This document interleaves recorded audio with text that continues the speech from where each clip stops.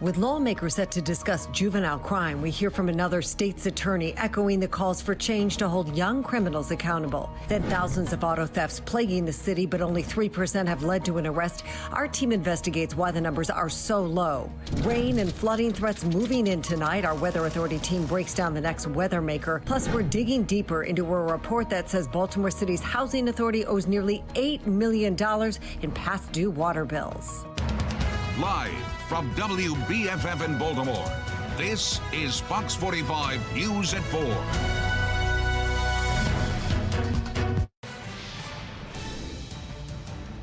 We are heartbroken. We are frustrated to see what our students in Prince George's County have to go through. During this dispute, a gun was shot and our victim was tragically killed.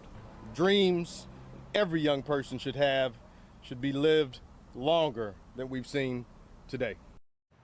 Crime and violence continues its tight grip around young people in Maryland. Yesterday, a young girl in Prince George's County was shot and killed just steps away from her school. It was one of two cases of gun violence near a Maryland school. In Lansdowne in Baltimore County, two 14-year-olds are in custody after a shooting forces 3 schools to go on lockdown. Now, all of this comes as lawmakers are set to meet tomorrow to address why more and more young people are being touched by crime and violence. These kids keep committing these crimes and they're not being punished for it. What's the biggest friction point right now?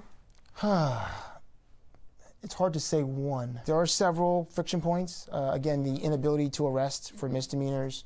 I would say the inability to speak to youth. Well, thank you for joining us this afternoon. I'm Mary Bubala. I'm Kai Jackson. We have continuing team coverage right now on the crime crisis surrounding Maryland youth and the efforts to address it. Fox 45's Mackenzie Frost has an exclusive sit-down with the Howard County State's Attorney as he addresses concerns about the current juvenile justice laws. Rich Gibson is also the president of the State's Attorneys Association for Maryland, and he's echoing some of the concerns we continue to hear from prosecutors that the current juvenile justice system lacks the accountability for young offenders. 2 laws are driving a lot of frustration among the law enforcement and legal communities.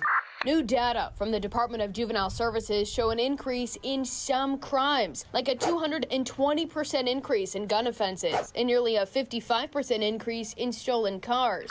Young people don't always think action and consequence the way they should. Rich Gibson, top prosecutor in Howard County, says action in Annapolis has led to inaction in the courtroom for young criminals. Some of our laws that have been passed recently do make it a little more challenging for us to hold them accountable, and that's sort of playing a role in some of the issues we're seeing at the moment. How so? So there are many different laws. So for instance, we cannot detain for misdemeanors any longer. The laws have changed recently where we're not allowed to detain for technical violations of probation. Beyond the Interrogation Act and Juvenile Justice Reform Act, Gibson says DJS's system for probation isn't effective. Right now, probation is limited to a maximum of 2 years for misdemeanors and 3 years for felonies. The probation endpoint is where Gibson says the system breaks down. Whether or not the person has actually addressed the root causes of their criminality, whether or not they've actually gotten better, that is not the driving fact. It's, did the period of time run? If the period of time has run, you're back out. And of course, that doesn't help the juvenile become a more positive member of our community. It doesn't help them get past their problems, and it certainly doesn't make our society any safer. To fix the breakdown, Gibson and the State's Attorneys Association he leads will participate in Wednesday's House Judiciary Committee hearing. The goal, hear from stakeholders about what's not working within the juvenile justice system. We're going to discuss some of the friction points we see in terms of where the law is now that are inhibiting or making it harder for us to keep our community safe. What's the biggest friction point right now? It's hard to say one. There are several friction points. Again, the inability to arrest for misdemeanors. I would say the inability to speak to youth. He's not alone in raising red flags about the Interrogation Act, limiting when and how police can question kids, either as suspects or a witness. You can protect a child and also protect society. If we deter that communication, we inhibit our ability to address crime. I'm not saying that there shouldn't be some parameters, and we can discuss what those parameters are. With just one hearing scheduled, conversations will have to continue behind the scenes for lawmakers to address the juvenile crime crisis in January. Do you think that lawmakers will really take this seriously when session returns? Yeah, I believe that lawmakers, again, we're all partners. I do believe they're acting in good faith. Gibson optimistic about a violent crime trend that continues to impact young people and communities across Maryland. Gibson says he also wants to see lawmakers tackle the root causes of crime instead of focusing so much attention on reducing the penalties once a crime is committed. In the newsroom, Mackenzie Frost, Fox 45 News. House Speaker Adrian Jones and Senate President Bill Ferguson are two of the most powerful lawmakers in Annapolis. If you want to make your voice heard ahead of tomorrow's hearing, we have their phone numbers and email addresses listed. To reach Speaker Jones, you can call 410-841-3800. For Senate President Ferguson, the number to call is 410-841-3600. And that brings us to our question of the day. Can lawmakers wait to change the current juvenile justice laws? So far, 96% of voters say no. To make your voice heard, head to foxbaltimore.com/vote. And coming up at 4:30, our first look at a new report just out from the Department of Juvenile Services. It shows Baltimore is seeing an increase in gun violence among juveniles. Mackenzie also looking deeper into that report that's coming up in 25 minutes. Juveniles accused of stealing cars is another problem in Baltimore. Statistics provided by Baltimore police show young people account for half of the arrests made for the crime, but the data also shows not many arrests are being made. Alexa Ashwell continues our team coverage right now, live with the numbers and what police are saying about it. Alexa? Yes, Kai. Baltimore police are now saying of the more than 7,000 auto thefts reported so far this year, the majority of those, that also includes attempts. Now, thieves were successful in stealing an employee's car here in the Fox 45 News parking lot just yesterday. It was caught on surveillance as this crime continues to impact dozens of people each day. The surge in auto thefts still sweeping across Baltimore, and the majority of criminals are getting away with the crime. According to the latest data posted by Baltimore police, of the 7,077 auto thefts reported so far this year, there have been 215 arrests. That's 3%. A 3% chance that stealing a car or attempting to steal one in Baltimore will land a criminal in handcuffs. That statistic alone is a sort of a commentary of where we are. That's a city in need of solutions. An average of 27 auto thefts are reported each day across Baltimore. Right here is where I was parked. A Fox 45 News employee becoming one of those victims just this week. Surveillance cameras capturing criminals stealing Kiera Atkins' car from the station parking lot in a matter of minutes. I was mad. I'm mad. I'm watching 4 little kids, maybe 15, 16, jump out of a car 1:30 in the morning. Baltimore police investigating and even told Atkins her stolen car was picked up on a license plate reader on North Avenue. But her car still missing, and those responsible unknown. As it applies to auto theft, I mean, I really think you got to focus on consequences. Former Baltimore Police Deputy Commissioner Jason Johnson weighing in on what it will take to slow what Baltimore leaders stress is a nationwide issue. Mayor Brandon Scott and Acting BPD Commissioner Rich Worley have acknowledged the problem. The city recently distributing 3,000 wheel locks to stop criminals and joined a lawsuit against Kia and Hyundai that argues its faulty equipment has made it easy for these cars to be stolen. But even Worley has admitted a lack of consequence, particularly for juvenile offenders, is a problem. Of the 215 arrests, 104 of those are juveniles, police say. The mayor this summer, you know that I think there's something need to change, calling for a revamp of the state juvenile system. But how much longer can Baltimore afford to go at this rate? It's frustrating. As dozens of people fall victim to the crime each day. I have to go through all this other extra financial situations with this. And we did ask Baltimore police what the department is doing in the immediate to address this continued rise in auto thefts. That response, plus more detailed arrest data, as well as the number of vehicles recovered so far this year at 5. For now, reporting live in North Baltimore, Alexa Ashwell, Fox 45 News. Alexa, thank you. It turns out it's not just cars being stolen. In Anne Arundel County, thieves are also targeting car tires. It is a crime trend that's increased recently. Fox 45's Rebecca Pryor is live now with details on this for us. Rebecca? Well, Mary, if they can't take off with your entire car, it turns out they'll settle for some of its parts. It wasn't too long ago we saw a wave of catalytic converter thefts, but now we're seeing thieves eyeing your tires, too. This afternoon, I visited 2 Anne Arundel County apartment complexes where several cars had their tires and rims stripped recently. Police say between the 2 apartments, 8 cars were hit in the last 2 months. It's a troubling trend taking off across the county. In total, police say between July and August of last year, they saw just 15 reports of stolen tires. Compared to this year, they've seen 41, a dramatic increase. And of those 41 incidents, we're told no arrests have been made. With this kind of theft, it is a very time-consuming and difficult process to identify suspects in these cases. When tires are stolen, there isn't really any way to track these items. Coming up in my full story tonight at 5, I'll tell you how you can keep your tires safe, what police say you can do to prevent this from happening to you and your car. Coming up again at 5. But for now, reporting live, Rebecca Pryor, Fox 45 News.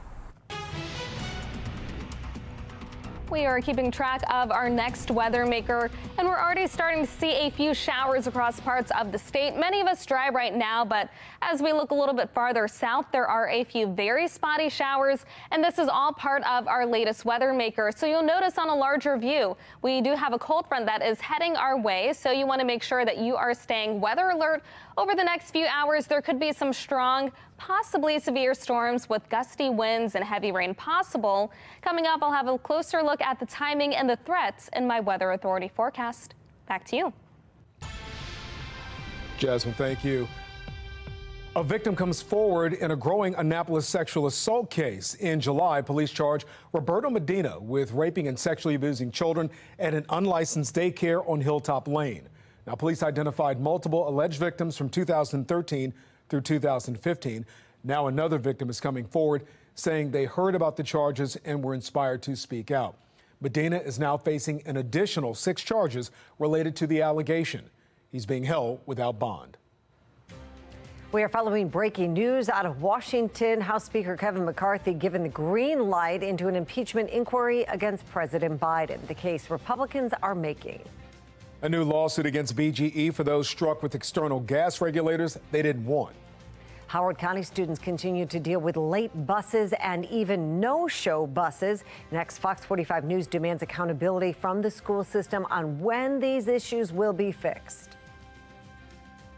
Fox 45 News, winner of 16 2022 Regional Emmy Awards, more than all other Baltimore news stations combined.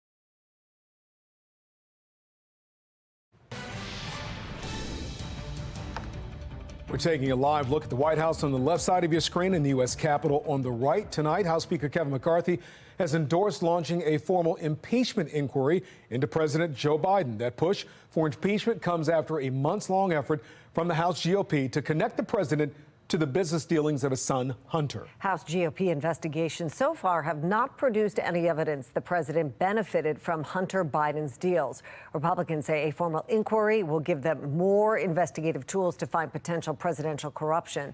A White House spokesperson called McCarthy's move extreme politics at its worst. Residents who were forced to have external gas regulators are suing BGE for damages. The Maryland Public Service Commission ruled BGE can't force residents to install external regulators by threatening to shut off their service. Those leading the lawsuit say the new protections are a step in the right direction, but it doesn't help the people who already had their homes damaged by the changes. There are thousands of homeowners who were forced to get regulators that they didn't have to get, that they were unlawfully preyed upon by BG&E. And every one of those residents is entitled to a measure of damages. Well, the group wants more people to come forward and join the lawsuit. For more information on this story, head to our website, foxbaltimore.com.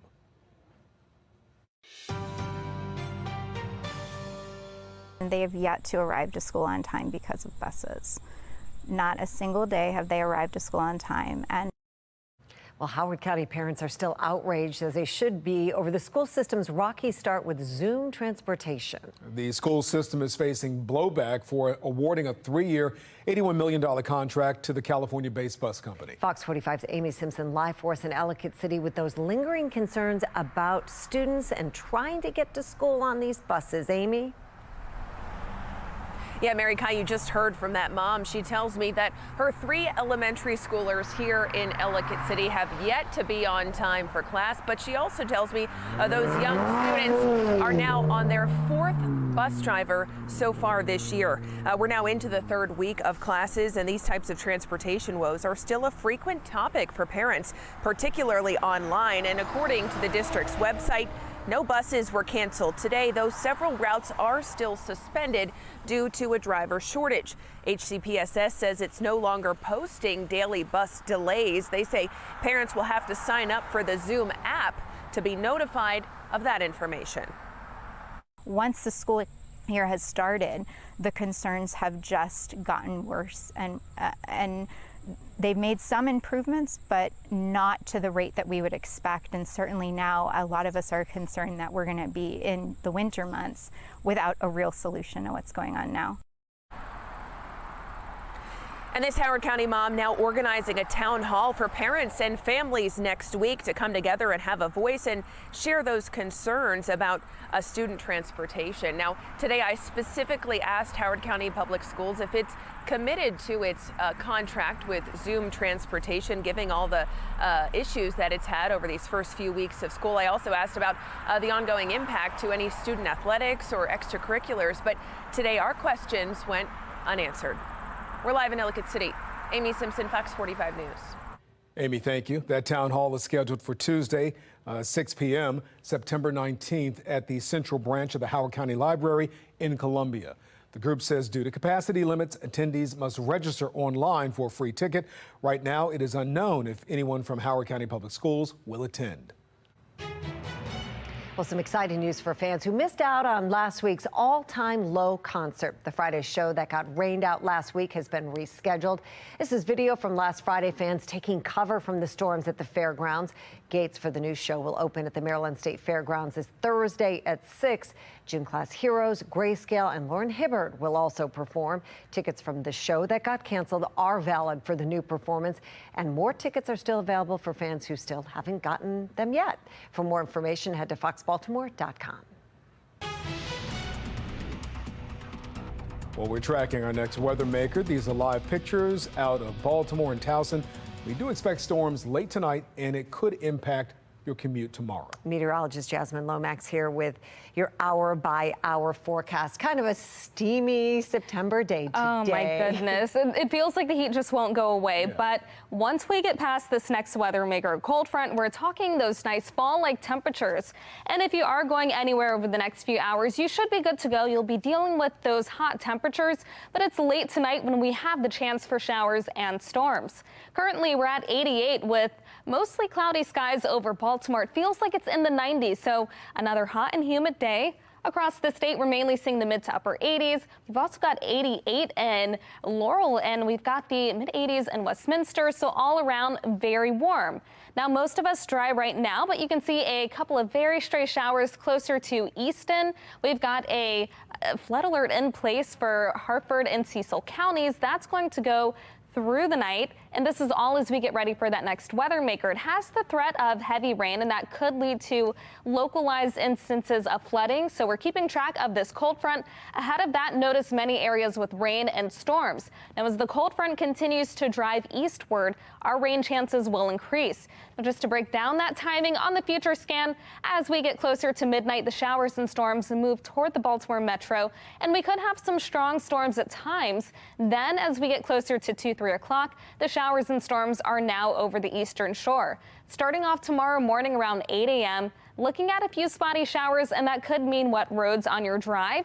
We'll have off and on showers into the afternoon, and then for the night, another chance for showers ending by Tuesday morning. Once we get to daybreak, mostly dry around the Baltimore area with a few showers and clouds lingering over the eastern shore. Then as we move forward, a great afternoon, and notice those temperatures much lower. We are talking the 70s. So this will primarily be an overnight weather maker. Gusty winds and heavy rain, the primary threats, but all types of severe weather possible. Make sure that you have multiple ways of receiving any alerts that may be issued.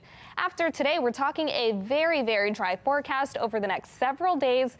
We'll have plenty of sunshine and nice and comfortable fall temperatures.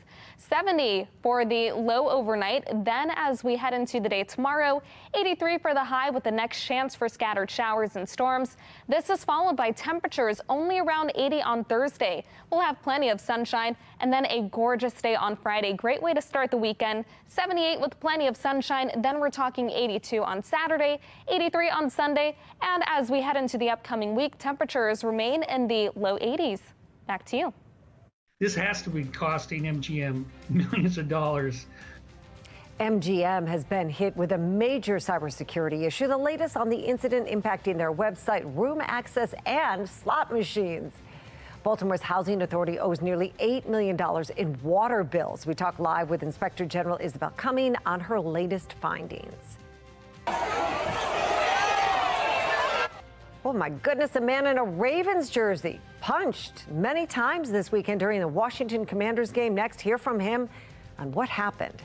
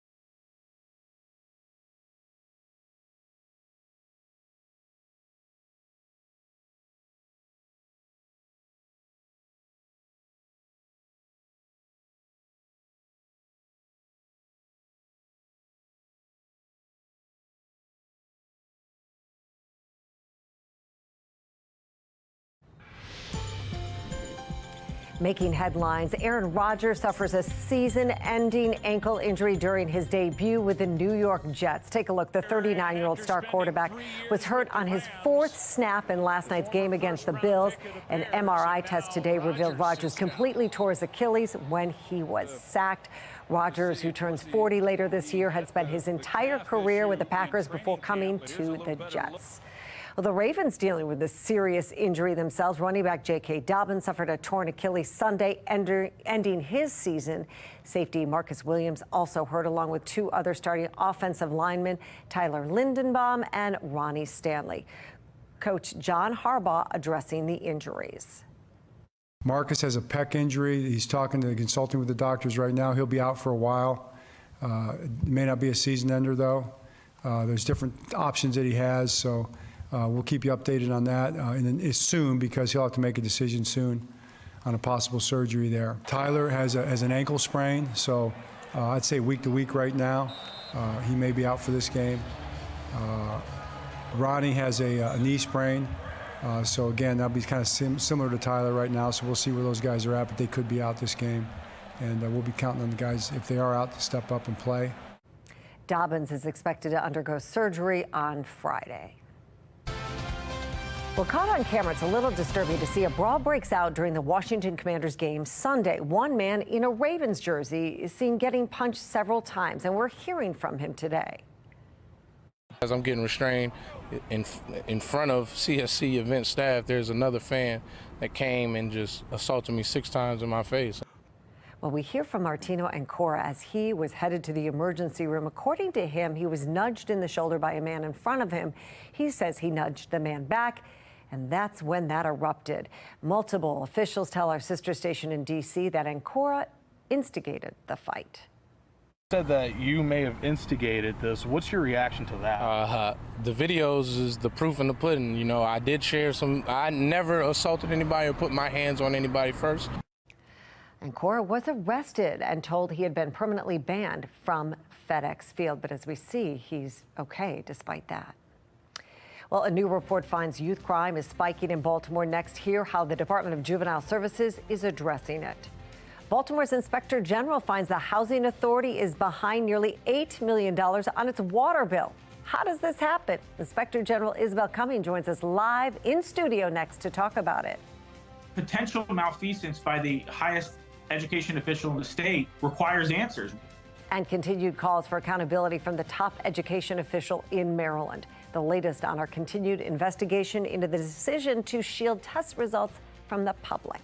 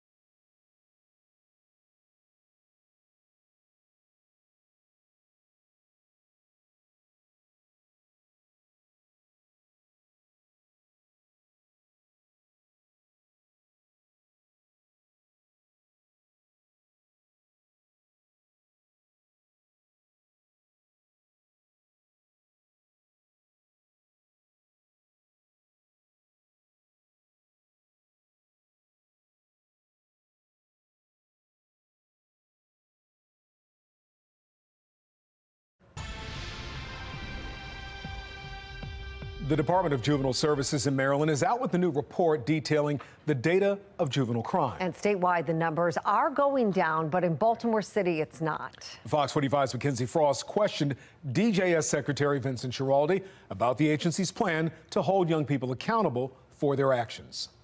While DJS Secretary Vincent Schiraldi says youth crime overall is down when it comes to kids and guns, that continues to be a big problem. This new report dives into the details of juvenile crime. Looking at the last decade, the Department of Juvenile Services says kids committing crime is down, but not compared to the pandemic years. It's up over the last 2 years because things bottomed out very severely during the first year of the pandemic. Kids robbing places and people are declining when looking at the last budget year, but the data shows an 85% increase in carjackings, 220% increase in handgun violations, and car thefts up nearly 55%. Car thefts taking off across the state. DJS chalking it up to the Kia and Hyundai social media challenges, but the impacts of a stolen car are real. In Baltimore City, more than 7,000 cars have been stolen so far this year, compared to 2,200 in the same time last year. Schiraldi says young people are more likely to get shot than arrested for a shooting. The report showing Baltimore City and Baltimore County with the highest number of kids involved in gun violence. To get a handle on juveniles and guns, DJS launching a gun violence prevention strategy mirrored on a similar effort in Baltimore City. During a virtual briefing, So I got Mackenzie Frost. we questioned Secretary Vincent Schiraldi about the program called the Thrive Academy and what it will include. He says it will give gun offenders life coaches, college support, job opportunities, and a roadmap to a life outside of crime. So it's a whole package of programs that'll be targeted initially at Baltimore City and Baltimore County. We'll then go next to Prince George's County, and then we'll go statewide. While Schiraldi touts the program, in reality, critics of the group violence reduction strategy in Baltimore question if GVRS simply pushes crimes to other areas where the program is not in place, rather than eliminating the bloodshed. While some lawmakers are calling for more accountability for young offenders, Schiraldi pushes back on those calls for incarceration for kids committing crimes. Incarceration, while it's one important tool for accountability, is hardly the only or even the most effective course in addressing offending by young people. And says despite current policy debates surrounding juvenile justice laws, like reducing the number of misdemeanor charges kids 13 and younger can face, there's only one legislative change he's advocating for. We're recommending, once again, to eliminate the automatic trying of kids as adults. That plan has been introduced before, but failed to gain enough support among the democratically controlled General Assembly to become reality. It's likely this report will be brought up and discussed during Wednesday's House Judiciary Committee talking about juvenile justice, and we could get even more insight into how the agency plans to improve home monitoring. In the newsroom, Mackenzie Frost, Fox 45 News. Well, state lawmakers are set to hold a hearing on juvenile crime tomorrow after months of calls to change juvenile justice laws that some argue enable young offenders. Now, this isn't a special session, and the General Assembly can't change any laws or create new ones. But that does bring us to our question of the day. Can lawmakers afford to wait to change the current juvenile justice laws in January? So far, 95% of voters say no. To make your voice heard, go to foxbaltimore.com/vote. A new report from the Office of the Inspector General shows the Housing Authority of Baltimore owes the Department of Public Works millions in past due water bills. Yeah, that report says the massive debt is largely DPW's fault because of issues with its own billing system. And tonight we're joined by Baltimore Inspector General Isabel Cumming to break down her findings. Ms. Cumming, thank you for being here this evening. Thanks very much for having me. Can you explain how you found out about this massive debt issue? And I don't know any way to say this. What is going on with the Department of Public Works and these water bills in this city? Well, as always, the complaint came as a hotline. It was a hotline from a citizen. The allegation was that the Housing Authority hadn't paid their bills since 2018, and that's where it started. It turned out that now the Housing Authority is current on their current bills, but they haven't paid the older bills until about $7 million because they are concerned that the older bills are not calculated correctly. All right, so we've got about $7.9 million outstanding that the Housing Authority owes DPW, which is the city. So how are they dealing with this? How are they going to rectify what they owe? That's the issue that's happening right now. According to the response we got from DPW, from Director Luna, was that they had a meeting yesterday and they're having an internal meeting today just to try to determine how this situation can be rectified. In the process of doing our investigation, we also determined that there's a report of the delinquent accounts for everybody in the city, and that turned out to be $319 million in water bills are delinquent. So if the city's looking for money, what we also found out was there wasn't a debt collection group. So maybe it's time to start focusing on collecting some of those debts. Especially to some of the bigger corporations or bigger. I mean, you don't want to be too harsh on some of the people who are like working paycheck to working paycheck, class people, but sure. definitely by like some of the big apartment buildings and stuff. Yeah. So Ms. Cumming, we're curious. Does the billing issues in DPW extend beyond the Housing Authority? Is it accurate that there is more than 180,000 accounts across the city with unpaid bills? Yes. Now that's what their own records show. So that's one of the things that they're going to be looking into to determine if these reports are actually accurate. Another thing that we determined was there's a lot of these things were being done manually, and that we had just one person in DPW that was putting together the manual report on certain amounts of billing for, like Mary just said, for the larger accounts. So all of these things were pointed out in the report, and these all need to be evaluated and brought back, brought forward. Before you go, you have partners in other cities. Where Public Works is concerned, I'm curious about this. Have you been able to kind of determine how other cities have addressed Public Works issues, water bill issues, and perhaps bring in new systems, new computing systems, reporting systems so that it works more accurately, more efficiently? That's a great question. Actually, other cities, including some of the top 3 cities, are actually looking to us and how we do our investigations. And we just actually had a big team meeting with one of the big cities about, because they had reviewed the water bill, the investigation that was done with Baltimore County. So there is at DPW, and the ability to keep up with the changing technologies is an issue that's almost throughout the nation right now. Okay. So a lot of people are looking at that very important issue because we all have to pay these bills. Yeah, it affects all of us. All right, Isabel Cumming, thank you so much. Inspector General for Baltimore City, thank you for enlightening us on this, and we'll have you back again, I'm sure. Thank you. Thank you. Renewed calls for the Maryland State Superintendent of Schools to resign, with some saying Mohammed Chowdhury has betrayed the public trust. As Project Baltimore's Chris Papps explains, this comes after FOX45 News exposed how the superintendent used an encrypted messaging app to conduct state business when he said he didn't. When Project Baltimore spoke with Sean Kennedy from the Maryland Public Policy Institute back in May, he said this. I see this as an unfolding scandal where the superintendent's going to have to resign. It's just a matter of when. Now, 4 months later, there cannot continue to be scandal after scandal after scandal. He stands by that prediction. The drip, drip, drip has become a downpour, and the State Board of Education is going to be forced to act. But Kennedy isn't waiting for the state board. He's taking his own action. Mr. Superintendent, have you ever used the Signal application in commission of your job? I have no comment. Thank you much. Appreciate it. Thank you. For my job? Well, last week, Project Baltimore first showed you these screenshots of messages sent by State Superintendent of Schools, Mohammed Chowdhury, to high-ranking officials at the Maryland State Department of Education. They were sent through an encrypted messaging app called Signal, which allows users to set a timer to automatically delete messages. These messages about state business were sent from Chowdhury's personal cell phone. That is why Kennedy sent this letter, asking the Inspector General for Education, Rick Henry, to open an investigation into the state superintendent. That he won't come clean is very revealing of his character.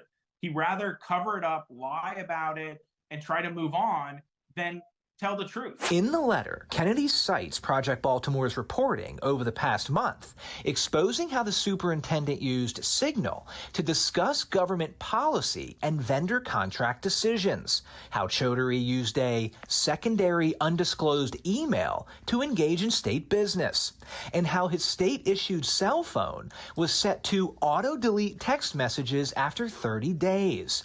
Kennedy called all of this a betrayal of the public's trust, adding Chaudhary could have violated state law. Potential malfeasance by the highest education official in the state requires answers. As Kennedy was sending his letter seeking answers, Project Baltimore was doing the same. We sent an email to Senate President Bill Ferguson, Speaker of the House Adrian Jones, and other state lawmakers involved in education policy, asking, should the public be concerned the Maryland Superintendent of Schools was using an encrypted messaging app to conduct state business? And do you support offering Mr. Chaudhary another contract in light of these transparency concerns? Of those lawmakers, not one responded to our email. I believe in accountability and I believe in transparency. But Governor Wes Moore did address the issue over the weekend at an event in Baltimore. FOX45 asked him if he supports Chaudhary receiving a new contract. Part of the challenge is that, that we have with the structure is that the governor doesn't decide that. I want transparency, I want accountability, and I want a superintendent that believes in it and can deliver it. The results we're seeing right now are not satisfactory results, and I demand better, and we need to make sure that we're getting better results for our kids. As well as the superintendent's contract expires in June 2024. The State Board of Education is set to vote this month on offering him a new contract. That vote was supposed to happen in July. It's been delayed 2 months amid these serious concerns over trust and transparency. The public and taxpayers in the state of Maryland are owed the truth. The IG of Education confirmed to Project Baltimore he received Kennedy's letter, but will not confirm or deny the existence of an investigation into the state superintendent, Mohammed Chaudhary. He needs to go. There is no way he can repair that trust without coming clean, and he's shown no evidence that he has any interest in doing so. You've never used Signal for your job? Thank you. I'm Chris Pabst, and this is Project Baltimore. We'd like you to join the conversation. Do you support an investigation into payroll fraud inside Baltimore City government? You can vote at foxbaltimore.com/vote. Make sure to click on the Pulse tab when you are there. Well, MGM has been hit with a cybersecurity issue affecting casinos and hotels across the country. Experts weigh in on the issue. North Korea's Kim Jong-un has traveled to Russia. I'm Atrell Nashar with what we know about the purpose of the trip and what each side has to gain.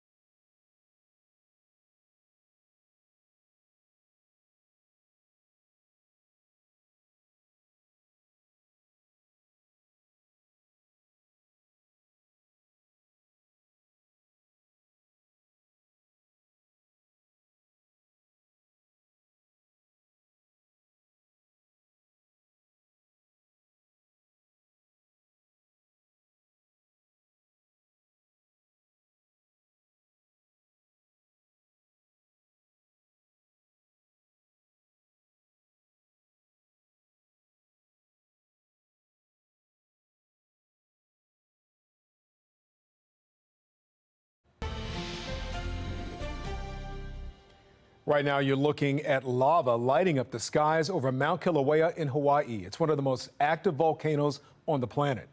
The eruption started Sunday after being inactive for the past 2 months. The volcano observatory says no infrastructure is being threatened, so that's some good news. This is Hawaii's second largest volcano. It erupted continuously from September through December of last year and erupted again for several weeks back in June. And don't forget, Hawaii is still recovering from those devastating wildfires, so this is yet one more thing happening, but right now it doesn't appear to be a threat to people. The Pennsylvania prison fugitive who was spotted again last night, apparently he's armed, we understand. Schools just outside of Philadelphia are closed and residents are being told to stay vigilant. Pennsylvania State Police say 34-year-old Danilo Cavalcante broke into a garage and stole a rifle. The homeowner shot at Cavalcante, but he was able to escape. Hundreds of officers are searching for the convicted killer in a 10-square-mile area. Well, developing right now, North Korea's leader is in Russia, meeting with Vladimir Putin. U.S. intelligence says Kim Jong-un will likely ask for economic aid and military technology and in exchange for munitions for Russia in its war against Ukraine. National correspondent Atra El-Nashar reports. Two of the biggest pariahs on the world stage coming together for a meeting, one the West is watching warily. North Korean state media confirms leader Kim Jong-un was in Russia Tuesday for an official visit, his first foreign trip since the pandemic. It's widely believed the two leaders are meeting to discuss a potential arms deal in which North Korea provides Russia with munitions for its invasion of Ukraine. Villanova University's Dr. Mark Schrod. Well, I don't think there's much else that North Korea has to offer Russia these days in particular. The State Department says they see it as a clear sign Russian President Vladimir Putin feels desperate. You see him traveling across his own country, hat in hand, to beg Kim Jong-un for military assistance. They say it's proof the West's sanctions are working, but Russia's economy has survived. The International Monetary Fund expects it will even see some growth this year. That and the slow nature of progress in Ukraine's counteroffensive raises questions about how much leverage the U.S. and its partners have left to prevent Russia and North Korea from strengthening ties. Chairman of the Joint Chiefs of Staff, General Mark Milley, says it's no surprise Russia and North Korea have a relationship. What is surprising, he says, is the leverage in the relationship seems to have reversed. It was previously that North Korea was dependent upon Russia or China for support. Milley says he doubts North Korea's weapons would do much to impact Russia's war. Schrod says what North Korea has to offer doesn't compare to what Ukraine is receiving. The stuff that's being provided from the United States and NATO and our allies is just on a different level of military hardware. Much like previous developments in Russia's war, if there is an exchange of arms or economic support, it's possible we learn the details from U.S. intelligence disclosures instead of directly from the Kremlin or Pyongyang. In Washington, I'm Atra El-Nashar reporting. It is nice and dry outside, mostly cloudy, but we have our next weather maker coming a little later tonight, and that could mean showers and storms as you're sleeping. Currently, though, it is hot, 88. It feels more like 91 over Baltimore, and around the state, temperature is mainly in the mid to upper 80s. We've got 88 in Westminster and in Frederick, but Salisbury, the hot spot, currently around 89 degrees, plenty of sunshine close to Ocean City, but as we head into the night, we'll have that chance for showers and storms. And even now on the HD radar, you can see a few specks of green along parts of the eastern shore and in southern Maryland. We're getting ready for our next weather maker, and you'll see that this cold front continues to move east. So over the next few hours, that will push toward our area, and the showers and the storms that you see on the HD radar will move toward us. And that's what's going to lead to those showers and storms tonight. So notice as we get closer to midnight, rain across our area. Then that threat shifts to the eastern shore. We're looking at some heavy rain closer to 2, 3 o'clock, but we still could be dealing with spotty showers around 7, 8 a.m. So as you're driving, make sure that you're adding some extra time and be prepared for wet roads. Will gradually start to dry out as we head into the afternoon. It looks good for your evening commute, but tomorrow night, there's another chance for showers across the state. This will continue off and on overnight. For most of us, the rain clears by daybreak On Thursday, however, we are going to be in for lower temperatures. It looks great for the afternoon. We'll have plenty of sunshine. We're primarily talking winds, gusty winds and heavy rain as our threats tonight. However, all types of severe weather are possible. Make sure that you have multiple ways of receiving alerts. We've got the chance for scattered showers and storms tomorrow, but after that, we remain dry into the beginning of next week. Temperatures tonight fall to 70 with showers and storms on the way. Then tomorrow we're looking at highs around 83 with the chance again for scattered showers and storms. The day will not be a washout, but we finally return to a dry pattern starting on Thursday. 80 for the high temperature, plenty of sunshine, and then it feels like fall on Friday. We'll have temperatures in the upper 70s and a great start to the weekend with all of that sunshine. 82 on Saturday, 83 on Sunday, and as we head into the work week, temperatures remain seasonable in the low 80s. Back to you. Jasmine, thank you. Coming up on Fox 45 News at 5 o'clock, new information on what put Lansdowne Elementary Middle on lockdown yesterday, what we're learning with 2 teens in police custody. I'm Angela Brown in Washington, D.C. Healthcare costs are going up. What this means for employers and workers coming up.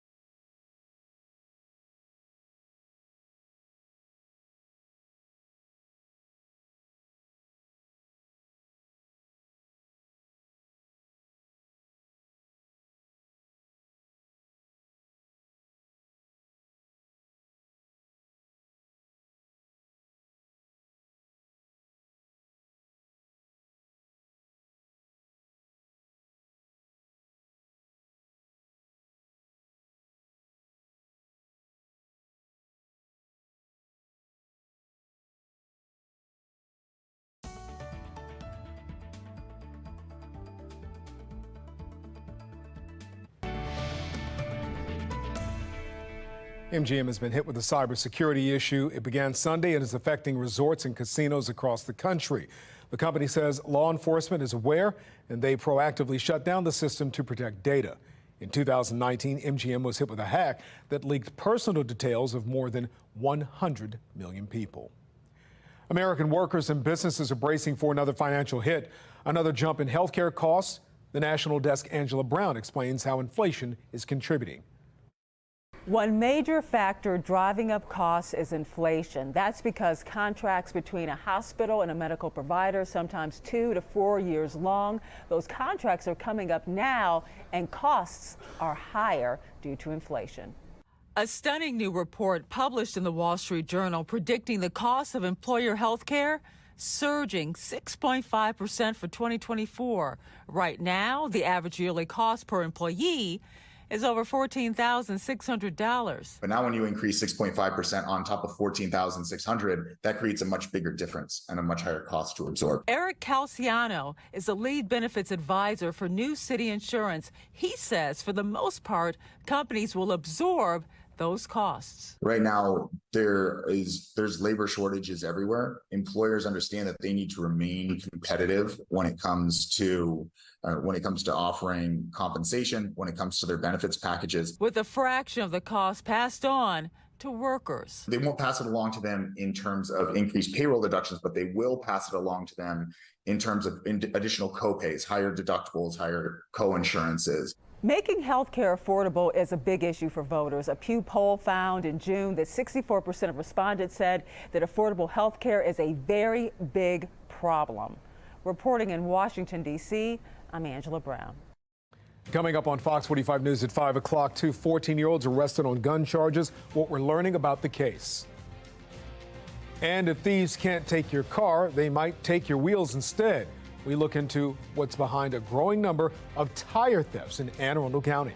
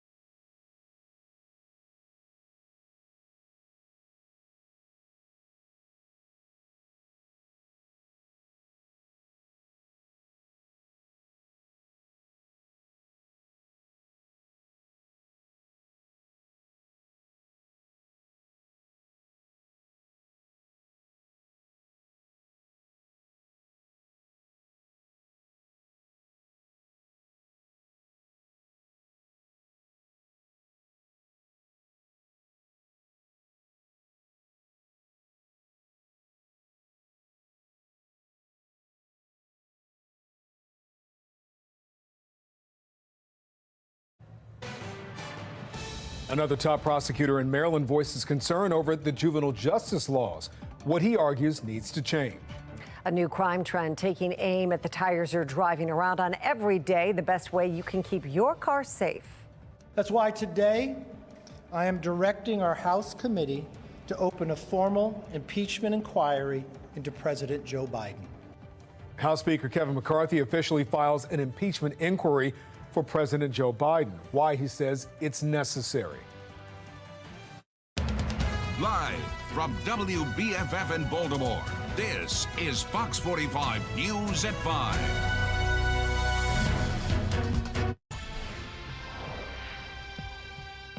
I was scared. I was scared. I just want to come and pick them up and not send them back to school. These kids keep committing these crimes and they're not being punished for it. Well, continuing coverage tonight as we learn more about the shooting that put 3 schools on lockdown in Lansdowne Monday. Thank you for staying with us. I'm Mary Bubala. I'm Kai Jackson. Baltimore County Police say 2 teens, both 14-year-olds, have been arrested on handgun charges. Fox 45's Keith Daniels was there as the scene unfolded yesterday. He joins us now with the very latest. Keith?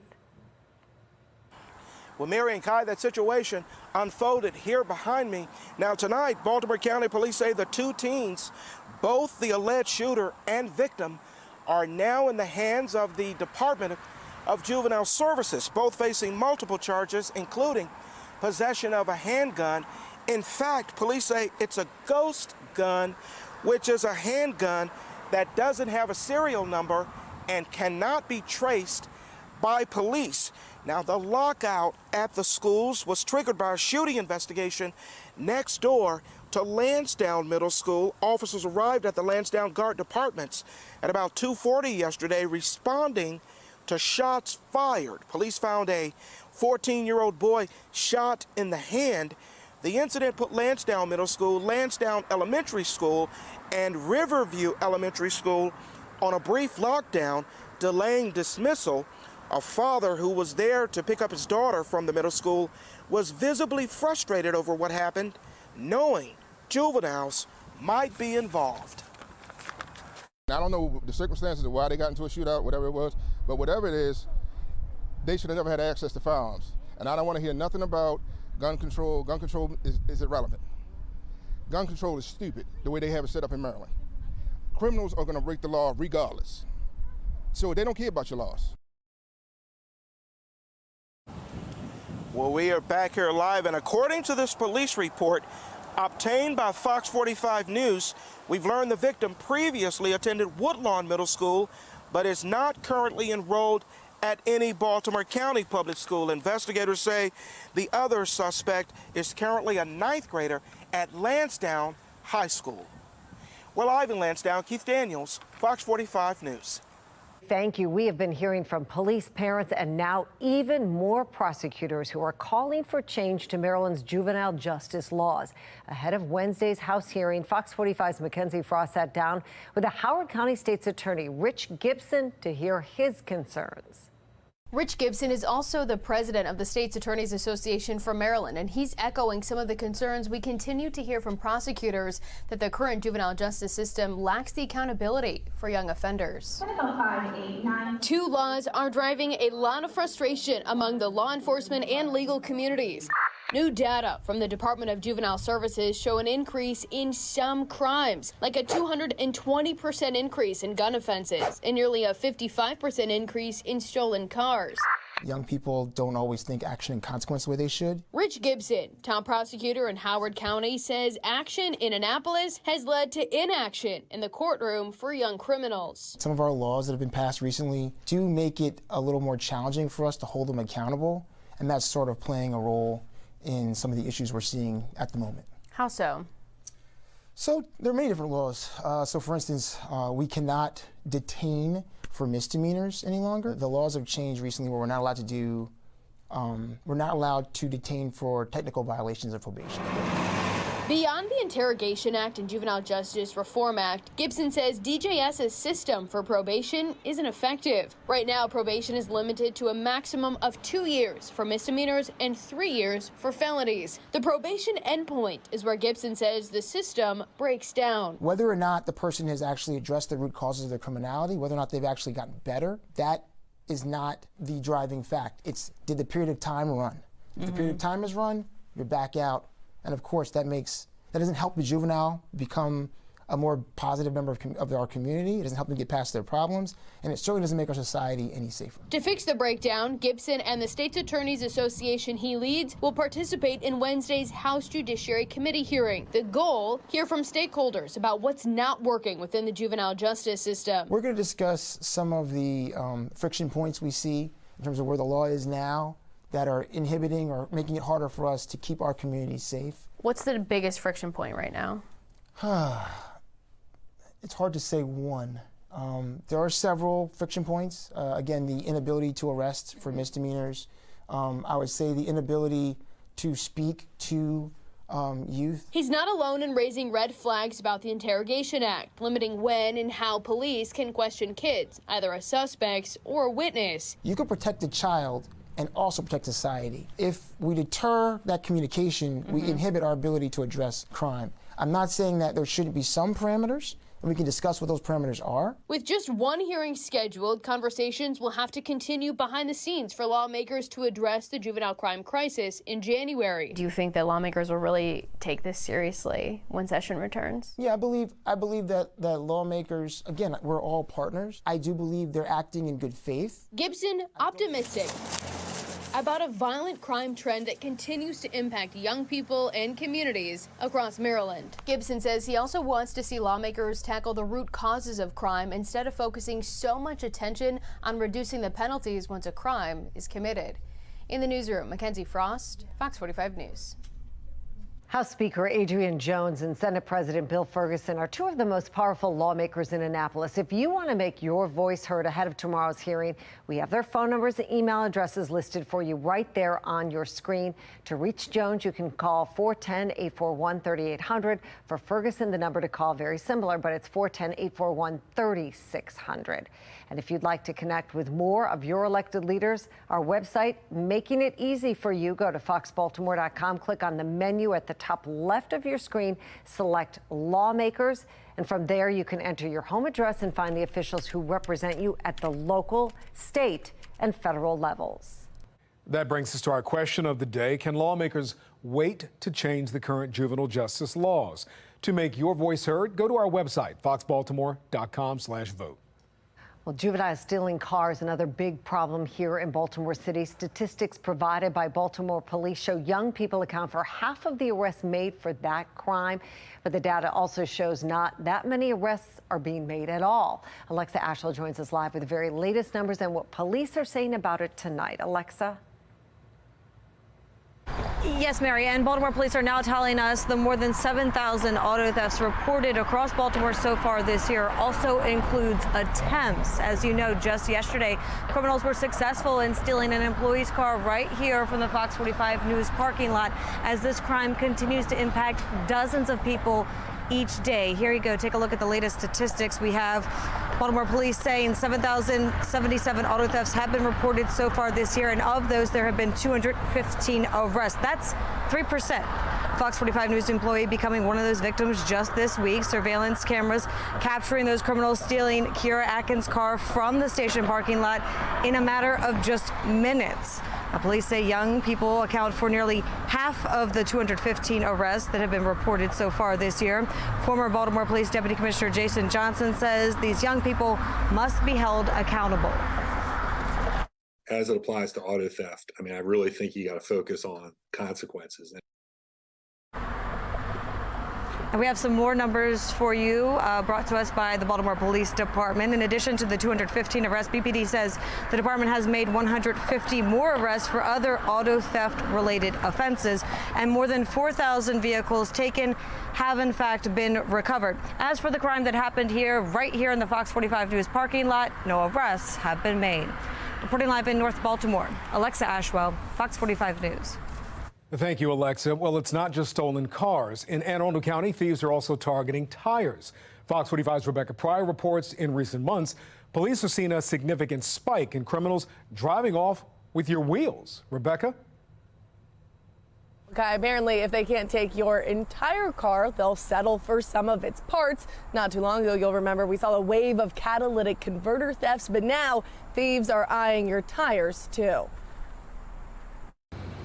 With the garage door damaged and permanently wide open for anyone to enter, what are you going to do? Terry Castleman says he's grateful to be driving out of his apartment complex with all 4 tires intact. It wasn't a pleasant scene. According to Terry, at least 3 others living at the Palisades at Arundel Preserve weren't so lucky when a string of tire thefts struck the parking garage last month. They were completely on blocks, all of which sat for about 2 or 3 weeks. And just down the road at the Echelon at Odington, another broken garage gate and police investigating the same type of thefts. It is a little surprising. Mark Lemansky with the Anne Arundel County Police Department says between these 2 apartment complexes, 8 cars have had their tires stolen within the last 2 months.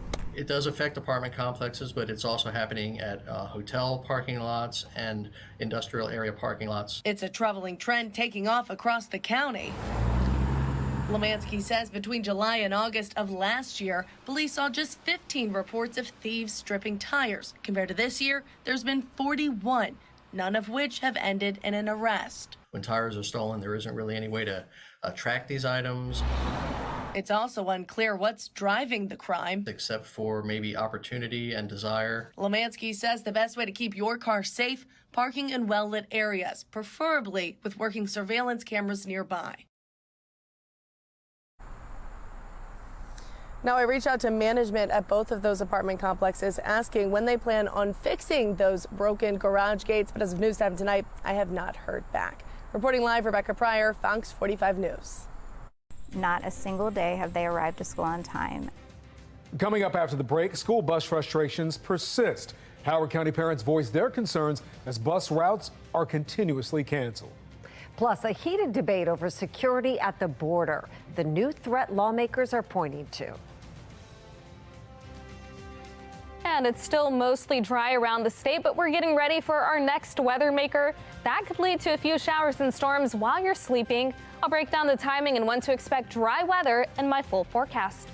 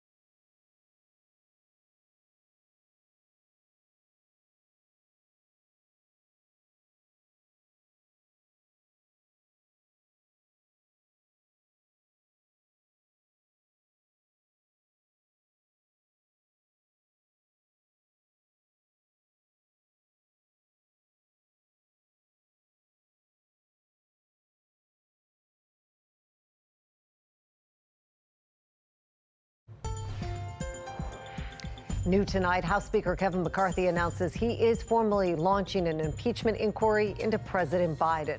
The California congressman says it's the logical next step of the GOP-led investigations that have been going on for months. Republicans are calling for bank records and other documents from the president and his son, Hunter Biden. The impeachment inquiry provides additional legal power to the House's investigations into the Biden family. Through our investigations, we have found that President Biden did lie to the American people about his own knowledge of his family's foreign business dealings.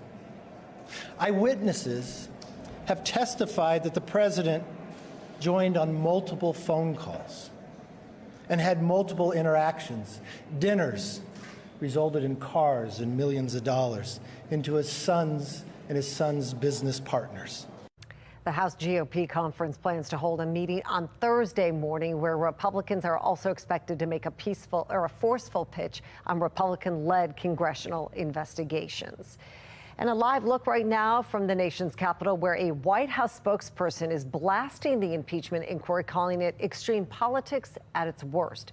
The White House says House Republicans have been investigating the president for 9 months, turning up no evidence of wrongdoing. It accuses Speaker McCarthy of flip-flopping and caving to the far-right members of his party.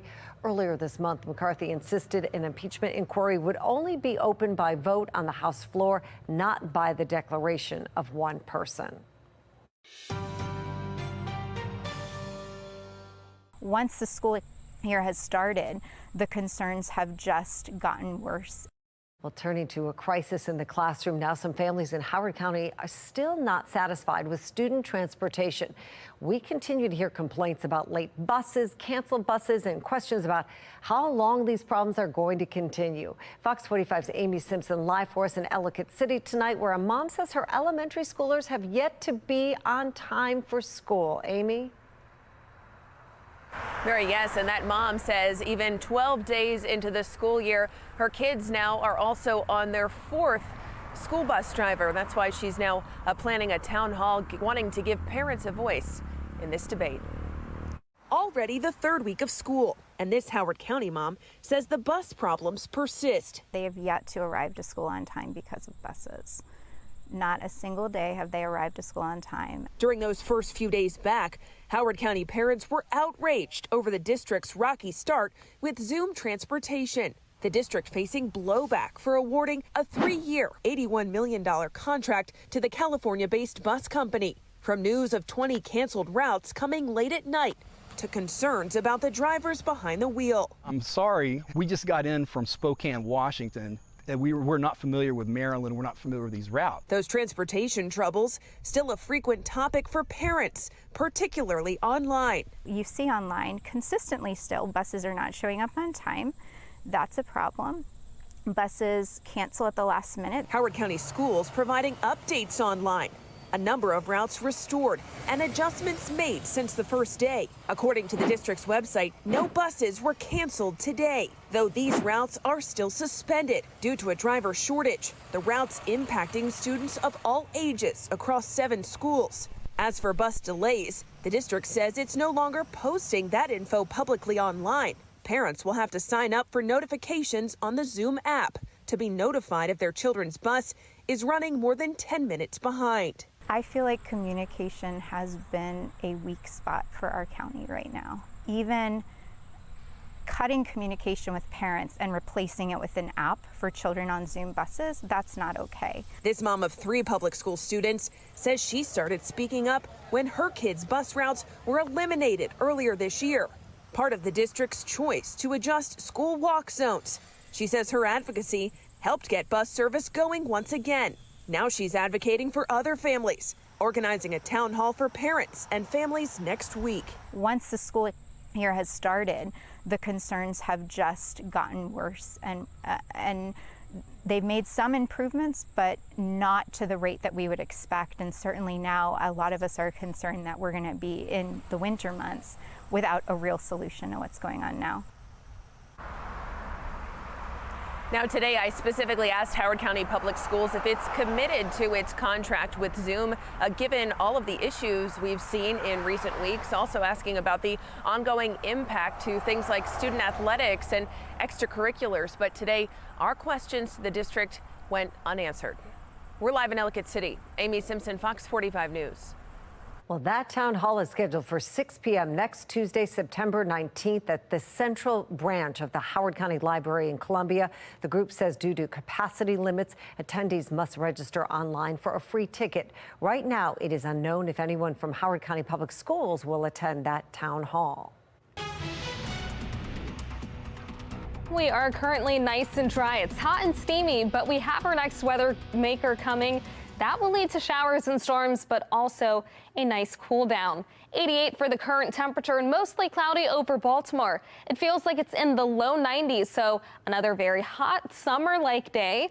Across the state, we're seeing temperatures mainly in the mid to upper 80s. We've got some higher temperatures closer to Salisbury, but lots of sunshine across Maryland. This is going to change over the next few hours, and you can already starting to see those showers beginning to move into the picture on the HD radar. We've got the next weather maker a cold front that's quickly approaching. That will lead to the chance for showers and storms tonight.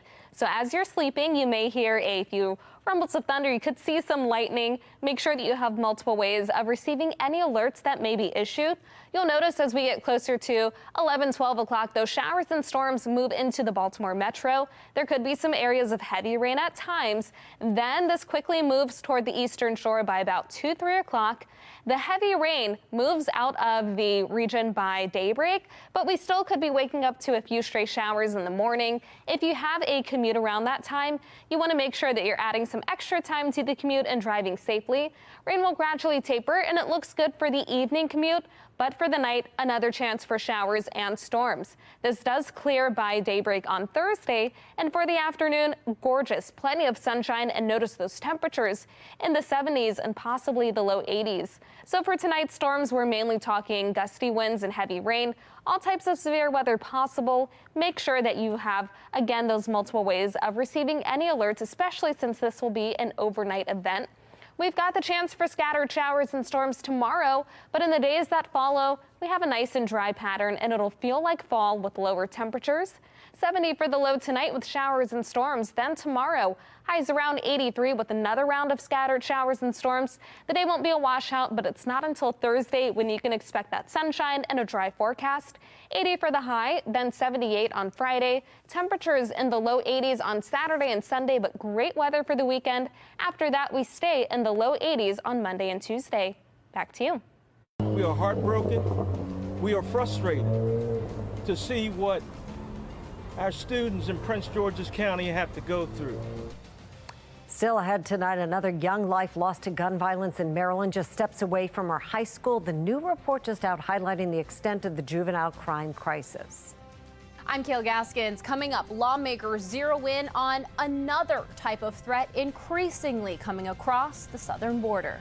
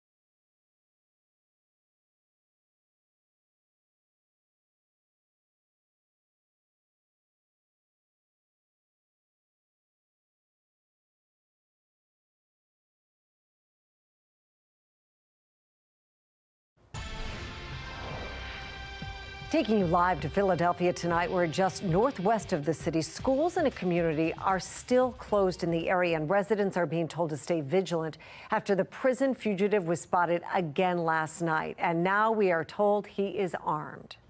Cavalcante is considered armed and extremely dangerous. He is now armed with a .22 caliber rifle with a scope and flashlight mounted on it. Pennsylvania State Police say 34-year-old Danilo Cavalcante entered a garage and stole the rifle. The homeowner shot at him, but there's no indication he was injured. Nearby, police found footprints in mud that matched Cavalcante's prison shoes. They found the shoes abandoned not long after that, and a resident in the area reported work boots stolen from her porch. Some 500 officers are now searching for the convicted killer in an 8 to 10 square mile area 30 miles northwest of Philadelphia. They are not issuing evacuations, but warn residents to stay indoors with their doors locked and report anything suspicious. We just need help out here. Baltimore really needs help. Coming up after the break, a Baltimore City Councilman blaming the dwindling population on car dominance. Why residents argue that is the furthest thing from the truth.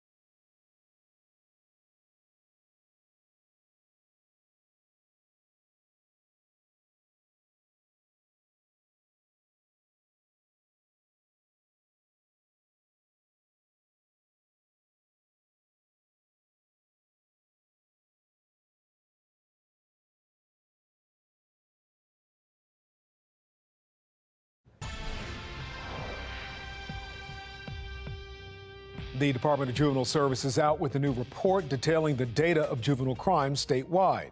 The numbers are going down, but in Baltimore City, they're not. Fox 45's Mackenzie Frost questioned DJS Secretary Vincent Schiraldi about the agency's plan to hold young kids accountable for their actions. While DJS Secretary Vincent Schiraldi says youth crime overall is down when it comes to kids and guns, that continues to be a big problem. This new report dives into the details of juvenile crime. Looking at the last decade, the Department of Juvenile Services says kids committing crime is down, but not compared to the pandemic years. It's up over the last 2 years because things bottomed out very severely during the first year of the pandemic. Kids robbing places and people are declining when looking at the last budget year, but the data shows an 85% increase in carjackings, 220% increase in handgun violations, and car thefts up nearly 55%. Car thefts taking off across the state. DJS chalking it up to the Kia and Hyundai social media challenges, but the impacts of a stolen car are real. In Baltimore City, more than 7,000 cars have been stolen so far this year, compared to 2,200 in the same time last year. Giraldi says young people are more likely to get shot than arrested for a shooting. The report showing Baltimore City and Baltimore County with the highest number of kids involved in gun violence. To get a handle on juveniles and guns, DJS launching a gun violence prevention strategy mirrored on a similar effort in Baltimore City. During a virtual briefing, So I got Mackenzie Frost. we questioned Secretary Vincent Giraldi about the program called the Thrive Academy and what it will include. He says it will give gun offenders life coaches, college support, job opportunities, and a roadmap to a life outside of crime. So it's a whole package of programs that'll be targeted initially at Baltimore City and Baltimore County. We'll then go next to Prince George's County, and then we'll go statewide. While Giraldi touts the program, in reality, critics of the group violence reduction strategy in Baltimore question if GVRS simply pushes crimes to other areas where the program is not in place, rather than eliminating the bloodshed. While some lawmakers are calling for more accountability for young offenders, Giraldi pushes back on those calls for incarceration for kids committing crimes. Incarceration, while it's one important tool for accountability, is hardly the only or even the most effective course in addressing offending by young people. And says despite current policy debates surrounding juvenile justice laws, like reducing the number of misdemeanor charges kids 13 and younger can face, there's only one legislative change he's advocating for. We're recommending, once again, to eliminate the automatic trying of kids as adults. That plan has been introduced before, but failed to gain enough support among the democratically controlled General Assembly to become reality. It's likely this report will be brought up. That was Mackenzie Frost reporting. Well, another young life lost to gun violence in Maryland last night. A 16-year-old girl in Prince George's County was shot and killed just steps away from her high school. Fox 45's Brad Bell has our Sinclair sister station in D.C. and has the latest on the investigation. Her name was Jada Medrano Moore. That's her, number 24 on the website Huddle, playing basketball for Duval High 2 years ago. Her father, though no longer in the area, says Moore loved basketball and loved Duval. Very intelligent young lady. She was inspired to go to the WNBA. She was just like a team player. The 16-year-old killed after school yesterday, just a block from Duval. According to multiple sources, she was trying to protect her younger brother from a group of masked teens who appeared to be waiting for him. The sources say she was trying to break up a fight when one of the teens first hit her with a gun, then fired one shot. It looks like she made a jump in front of a bullet just to try to save her brother. At the high school today, a heavy police presence both on and around campus. This student telling us it's been a tough day. You could tell that people were pretty shook by what happened. You can tell by their faces, especially since they had, the teachers had to make an announcement about what happened. Even my teacher, in our first period, looked like he was about to start crying. As for the investigation, police say they've made no arrests. Even though the shooting was witnessed by a group of teens, they're still looking to identify the shooter. We are determined to find a suspect who callously, in broad daylight, killed one of our teenagers in our community.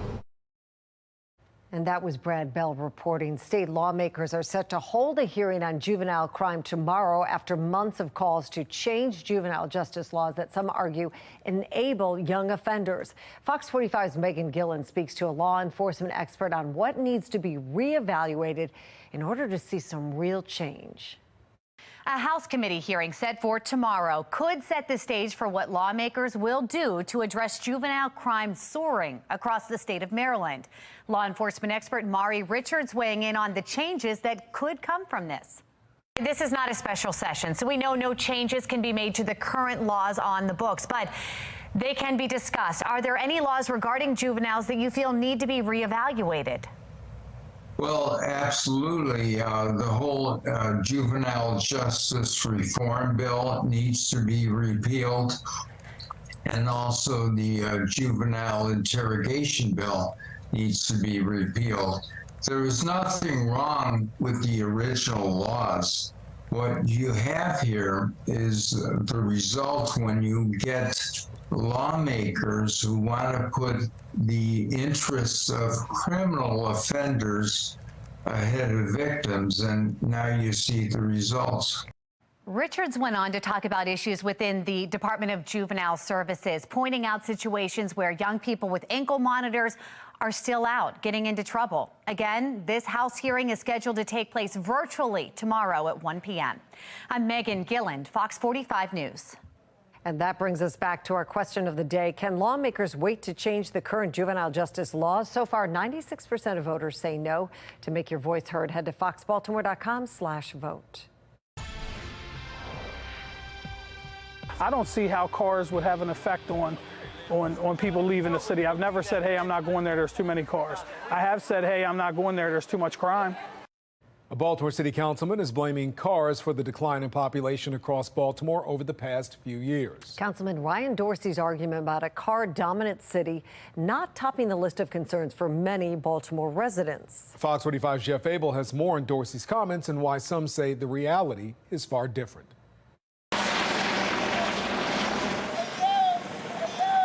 It's dinner time in Brooklyn.